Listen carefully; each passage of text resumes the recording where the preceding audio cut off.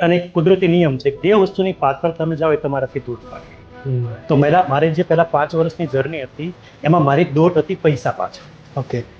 અને પછી એ સમયની અંદર અમુક બુકો અમુક વસ્તુનું મેં જે વાંચન કર્યું તો મને ખબર પડી કે જે લોકો સફળ છે ધંધાની અંદર અથવા જીવનના કોઈ પણ તબક્કા તો એના બધાના એક જીવનના ધ્યેય એના ગોલ હતા. મને આ જ કહ્યું છે. મેં બિલ ગેટ્સનું વિઝન જોયું તો કે કોમ્પ્યુટર ઓન એવરી ડેસ્ક. હમ. ભાઈ હેનરી ફોર્ડ તો એને વ્હીલ શૂટ તો આખું સિવિલ ડિપાર્ટમેન્ટ આપ્યું.